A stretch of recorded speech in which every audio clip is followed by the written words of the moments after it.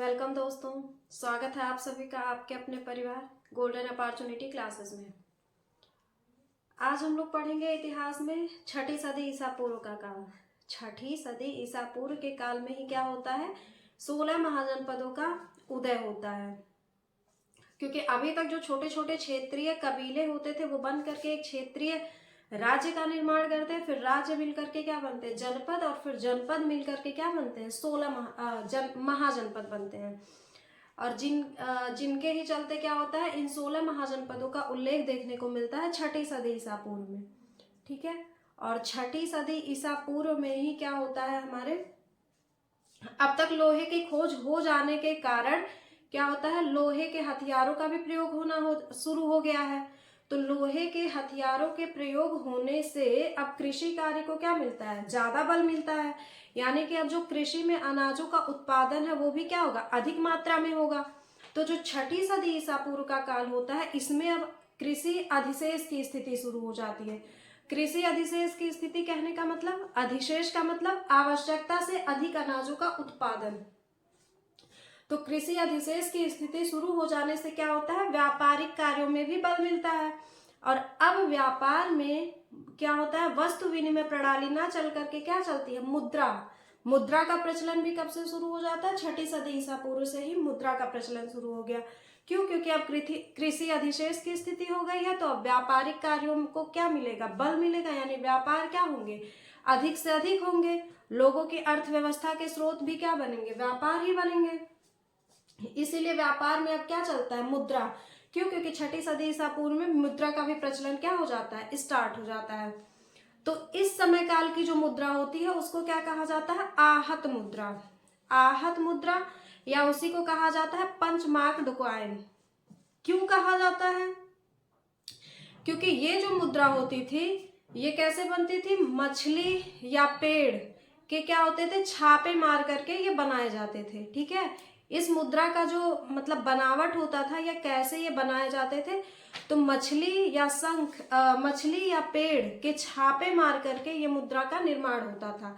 और ये जो मुद्रा होती थी आहत मुद्रा, ये किसके बने होते थे, चांदी के या तांबे के।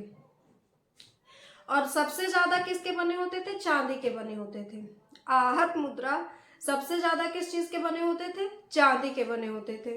ठीक है। और कुछ अन्य भी क्या, वर्ण का भी उदय इसी काल से माना जाता है। अन्य वर्णों का मतलब जैसे जो बाद में लोगों ने बना लिए, जैसे नाई हो गया, धोबी हो गया, इन सब कुछ अन्य वर्गों का जो उदय माना जाता है वो भी इसी समय काल से माना जाता है।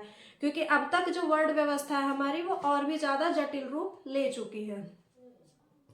उसके बाद में और क्या होता है, जो विदेशियों का आक्रमण होना भी इसी काल से माना जाता है। यानी कि विदेशियों में भी सबसे पहला आक्रमण जो किसका माना जाता है, यूनानियों का माना जाता है। तो भारत में विदेशी आक्रमण सबसे पहले छठी सदी ईसा पूर्व से ही होने शुरू हुए।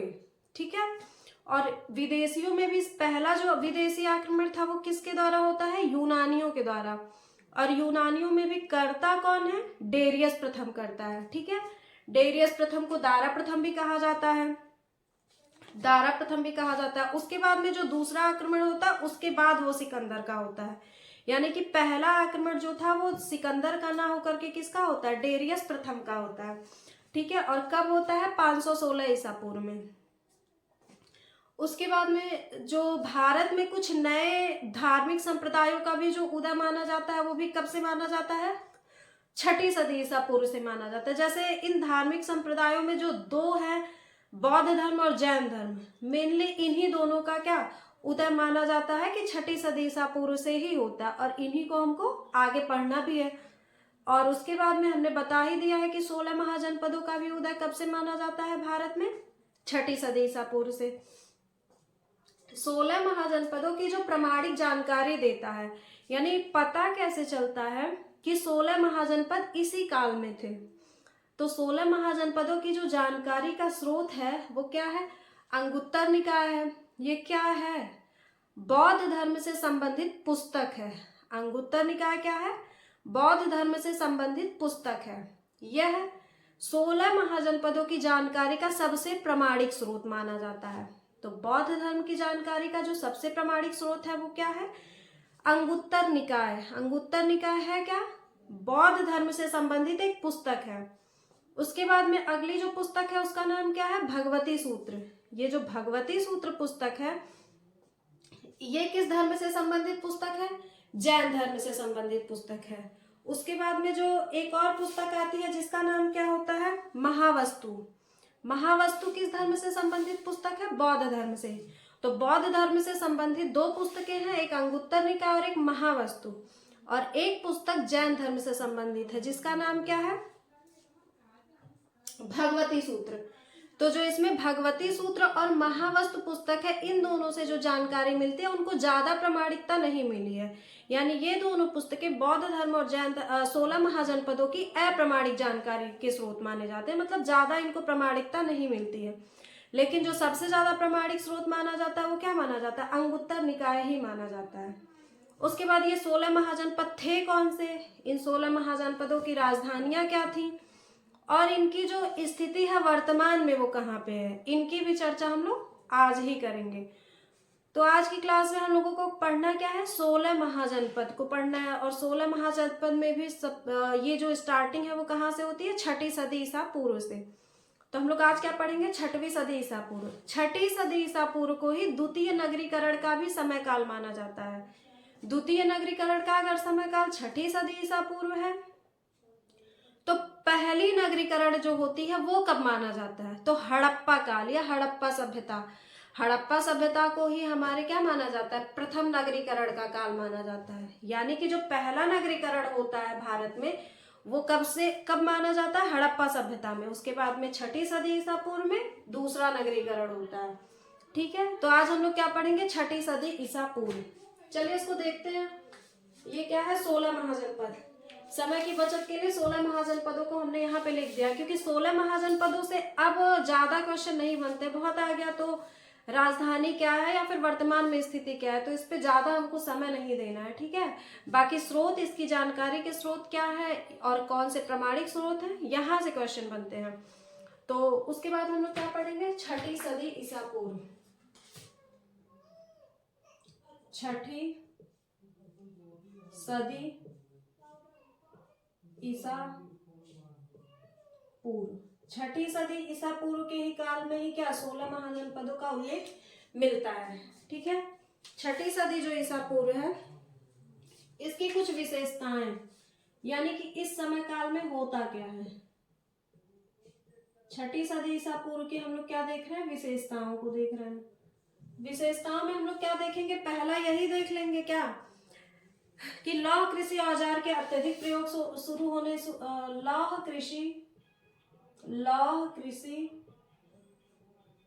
कृषि औजार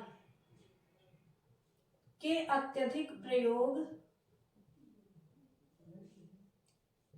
अत्यधिक प्रयोग होने शुरू हुए।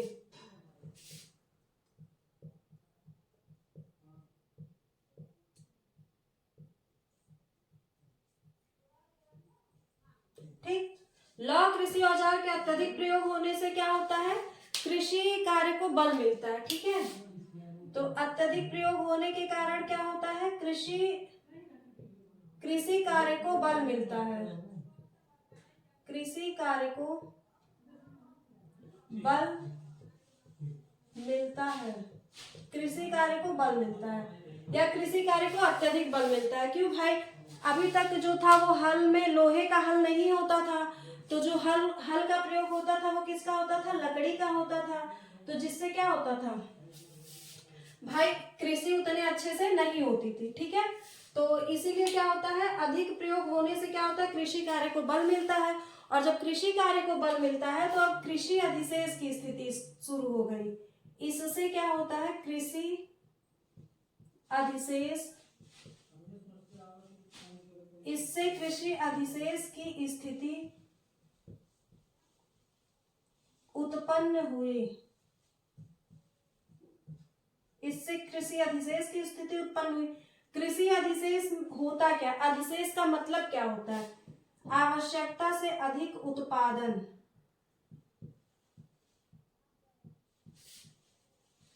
आवश्यकता से अधिक उत्पादन। ठीक है। अधिशेष शब्द जहां भी आएगा वहां पे भी हम लोग क्या कहेंगे, आवश्यकता से अधिक उत्पादन। अब यहाँ पे बात कृषि की हो रही है तो जाहिर सी बात है कि अनाजों का ही उत्पादन हो रहा होगा, ठीक है। तो यानी छठी सदी ईसा पूर्व के काल में क्या होता है, कृषि अधिशेष की स्थिति हो गई। कृषि अधिशेष का मतलब क्या होता है कि आवश्यकता से अधिक उत्पादन। जब कृषि अधिशेष की स्थिति शुरू हो गई तो अब क्या होता है, व्यापार को भी क्या मिलेगा, बल मिलेगा। तो इससे क्या होता है, हमारे व्यापारिक गतिविधि को भी बल मिलता है। इससे व्यापारिक गतिविधि को बल मिला, मतलब व्यापारिक कार्यों को या व्यापार को बल मिला, व्यापारिक गतिविधि को बल मिला।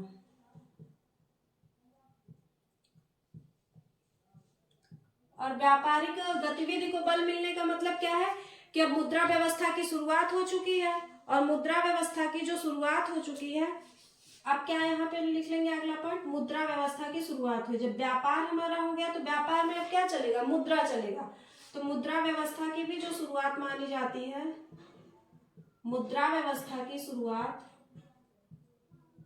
वो भारत में कब से मानी जाती है, छठी सदी ईसा पूर्व से ही मानी जाती है। तो मुद्रा व्यवस्था की क्या होती है, शुरुआत हुई। और इस समय काल की मुद्रा को क्या कहा जाता है, इस समय काल की मुद्रा को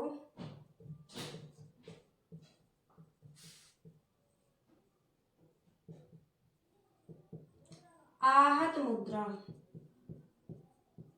या आहत सिक्के भी कहा जाता है। आहत मुद्रा, इसी को क्या कहते हैं हम लोग, पंचमार्क कॉइन।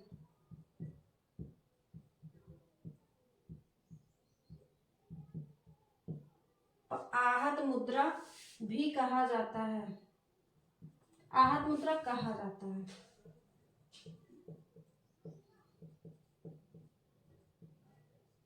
आहत मुद्रा कहा जाता है, ठीक है। इस समय काल की जो मुद्रा है उसको क्या कहा जाता है, आहत मुद्रा कहा जाता है। अब आहत मुद्रा या आहत सिक्के क्यों कहा जाता है, क्योंकि ये पेड़, मछली और जानवरों की आकृति के आहत मुद्रा कहा क्यों जाता है, क्योंकि ये पेड़, मछली और जानवरों के छापे मारकर बनाए जाते थे, छापे मारकर बनाए जाते थे, ठीक है। आहत सिक्के क्या होते थे, या आहत सिक्के किस समय काल के सिक्कों को कहा जाता था, तो छठी सदी ईसा पूर्व के सिक्कों को क्या कहा जाता था, आहत सिक्के। और आहत सिक्का या आहत मुद्रा क्यों कहा जाता था, क्योंकि ये पेड़ और मछली और जानवरों की जो आकृति होती थी उसके छापे मार के ये बनाए जाते थे, ठीक है। और ये जो आहत सिक्के होते थे ये बनते किसके थे, चांदी और तांबा के होते थे। इसमें से चांदी जो होती थी, चांदी का सर्वाधिक प्रयोग होता था, यानी कि सबसे ज्यादा जो सिक्के पाए जाते हैं वो किसके पाए जाते हैं, चांदी के पाए जाते हैं, ठीक है। उसके बाद क्या कहेंगे, बौद्ध साहित्य में आहत सिक्कों के बारे में एक अगला पॉइंट और जान लेंगे कि बौद्ध साहित्यों में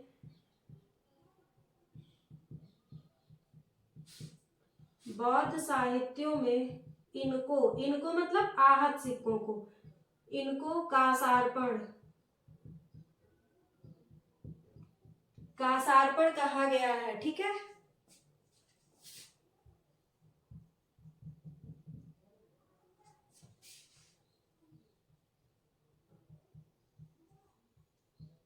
तो कासार्पण क्या होता है, आहत सिक्कों को या छठी सदी ईसा पूर्व के जो सिक्के होते थे उनको क्या कहा गया है, कासार्पण कहा गया, ठीक है। उसके बाद में अगली विशेषता में हम लोग क्या लिखेंगे,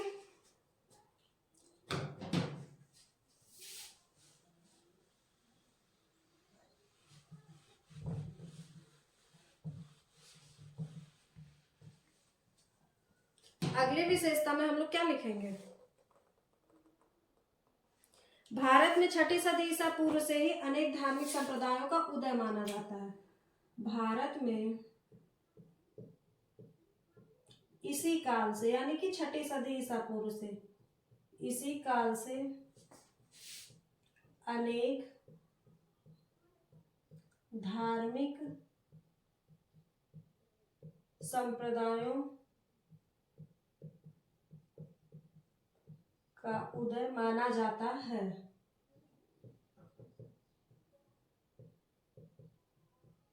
अब इन अनेक बौद्धिक संप्रदायों में जो मेन हमको जो पढ़ना है दो, वो कौन से हैं? एक बौद्ध धर्म हो गया और अगला जो होता है वो क्या होता है? जैन धर्म होता है। ठीक है, इसके बाद का टॉपिक भी हमारा क्या होगा? बौद्ध धर्म और जैन धर्म ही होगा। उसके बाद में क्या होता है? भारत में जो विदेशी आक्रमण होते हैं वो भी कब से माने जाते हैं? इसी काल से माने जाते हैं। तो अगला हम लोग क्या लिखेंगे? भारत में पहली बार विदेशी आक्रमण, भारत में पहली बार विदेशी आक्रमण इसी काल से माने जाते हैं।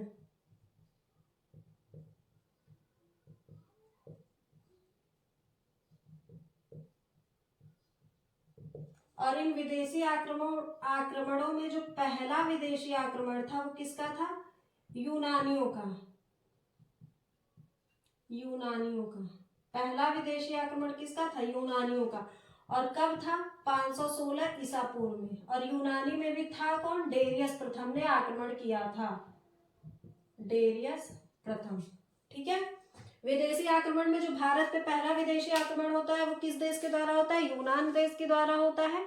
और किसके द्वारा होता है? तो डेरियस प्रथम के द्वारा होता है।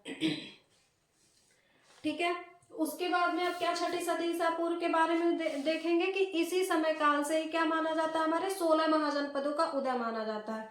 तो अब 16 महाजनपदों का उदय माना जाता है, इसकी जानकारी का स्रोत। ठीक है,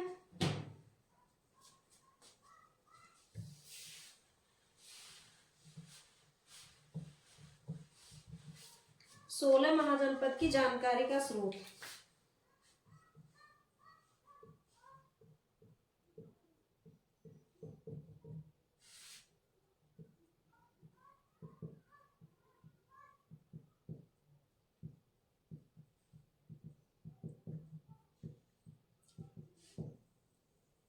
स्रोत में हम लोग क्या देखेंगे? सबसे पहली बात हमने किया है क्या? अंगुत्तर निकाय की।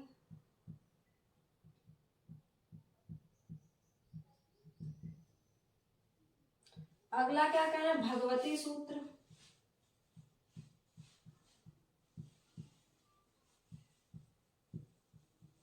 भगवती सूत्र। ये जो अंगुत्तर निकाय है किस धर्म की पुस्तक है? बौद्ध धर्म की पुस्तक है। ठीक है,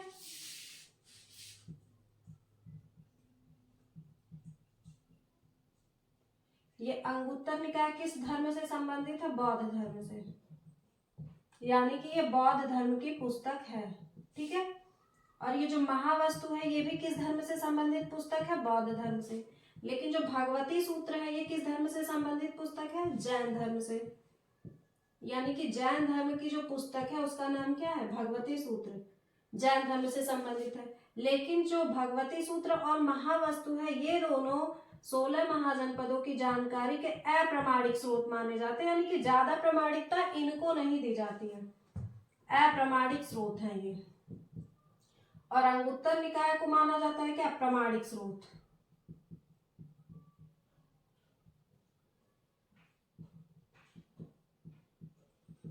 ठीक है, ये थे क्या? 16 महाजनपदों की जानकारी के स्रोत। यानी कि छठी सदी ईसा पूर्व के समय काल में भारत में 16 महाजनपद थे। ये कहां से हमको पता चलता है? अंगुत्तर निकाय से, भगवती सूत्र से और महावस्तु से, जिसमें से अंगुत्तर निकाय में ही इनका क्या है? साक्ष्य है।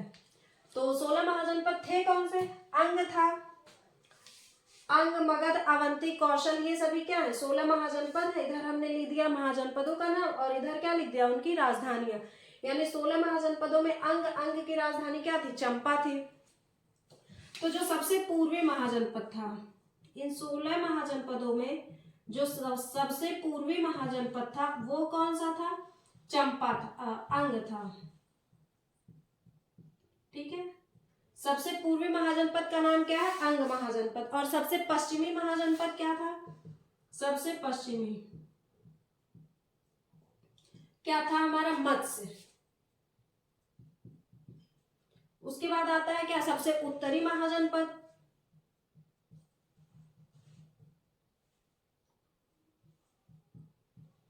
सबसे उत्तरी जो महाजनपद था वो क्या था, कंबोज था।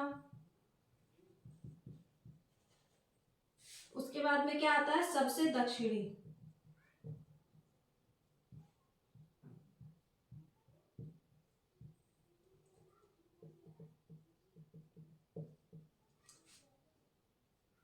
असमक। ठीक है, ये 16 महाजनपदों की क्या थी स्थिति, सबसे पूर्वी कौन सा था, अंग था, और सबसे पश्चिमी कौन सा था, मत्स्य था, सबसे उत्तरी कौन सा था, कंबोज, और सबसे दक्षिणी कौन सा था, हमारा असमक महाजनपद। ठीक है, और इनकी राजधानियां हम लोगों ने यहाँ पे लिख दी है। अंग और मगध की जो स्थिति है वो वर्तमान में कहाँ पे पड़ती है, बिहार में पड़ती है। अवंती, कौशल, कुरु, काशी, मल्ल और वत्स, ये सभी महाजनपद कहाँ पे पड़ते हैं, उत्तर प्रदेश में पड़ते हैं हमारे। इन 16 महाजनपदों में जो सबसे ज्यादा महाजनपद है वो कहाँ पे पड़ते हैं, उत्तर प्रदेश और बिहार में ही है।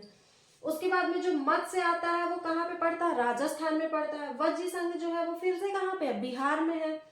पांचाल कहाँ पे पड़ता है, बरेली। चेद कहाँ पे, बुंदेलखंड, ये सभी क्या है, उत्तर प्रदेश के ही है। सूरसेन कहाँ पे, उत्तर प्रदेश में है। असमक दक्षिण भारत में पड़ता है। दक्षिण भारत का मतलब क्या होता है, जो विंध्याचल पर्वत है वो भारत को दो भागों में बांटता है। विंध्याचल और सतपुड़ा बेसिकली यही दो पर्वत माने जाते हैं, लेकिन विंध्याचल पर्वत क्या है, भारत को दो भागों में, उत्तर भारत और दक्षिण भारत में बांटता है। ये सब हम लोग कहाँ पे पढ़ेंगे, ज्योग्राफी में। तो यहाँ पे क्या होता है, विंध्याचल पर्वत जो होता है उसके नीचे के जो भी भारत का हिस्सा होता है वो सभी दक्षिण भारत में पड़ते हैं। ठीक है, तो जो ये असमक है ये कहाँ पे माना जाता है, दक्षिण भारत का। एकमात्र पूछा जाता है कि दक्षिण भारत में स्थित एकमात्र महाजनपद, तो वो क्या है, असमक है। और वो दक्षिण भारत में भी कहाँ पे, गोदावरी नदी की घाटी में, यानी कि गोदावरी नदी जहां से प्रवाहित होती है, तो नदियों के प्रवाहित होने से जो पर्वतों के बीच में वो काट के रास्ता बन जाता है उसको घाटी कहते हैं। तो गोदावरी नदी घाटी में हमारा कौन सा महाजनपद स्थित है, असमक। उसके बाद जो कंबोज और गांधार है ये सभी कहाँ पे पड़ते हैं, पश्चिमोत्तर भारत में। पश्चिमोत्तर भारत का मतलब क्या, लगभग बेसिकली वर्तमान में ये सभी अफगानिस्तान के आसपास में है। ठीक है, ये थे हमारे 16 महाजनपद, ये थी उनकी राजधानियां। और ये क्या है, कामपिल्य। पांचाल की राजधानी क्या है, अहिच्छत्र या कामपिल्य।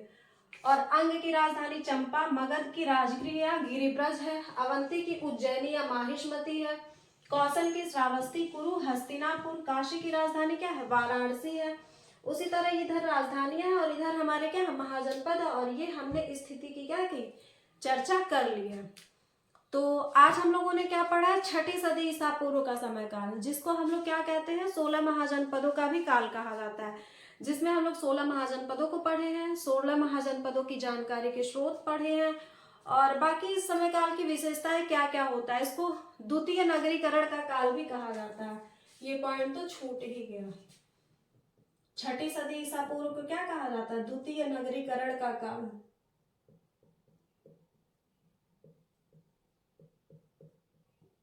यानी कि पूछा जाता है भारत में दूसरी बार नगरीकरण जो है वो कब से आरंभ माना जाता है, तो छठी सदी ईसा पूर्व से ही। और पहली नगरीकरण या प्रथम नगरीकरण का जो काल है हमने बताया है कि उसको क्या माना जाता है, हड़प्पा सभ्यता के काल को माना जाता है। उसके बाद हम लोग क्या करेंगे, अब नेक्स्ट क्लास में अब हो सकता है बौद्ध धर्म या जैन धर्म की शुरुआत हम लोग करेंगे, हो सकता है क्या करेंगे ही, क्योंकि अब 16 महाजनपदों के टाइम पे क्या हो चुका है, हमारे धार्मिक संप्रदायों का उदय हो चुका है। और धार्मिक संप्रदायों में हम लोगों को जो पढ़ना है वो जैन धर्म और बौद्ध धर्म में ही पढ़ना है। तो अब नेक्स्ट की क्लास में हम लोग क्या पढ़ेंगे, धार्मिक संप्रदायों के बारे में ही पढ़ेंगे। तब तक के लिए आप लोग 16 महाजनपदों की प्रैक्टिस करेंगे। Thank you.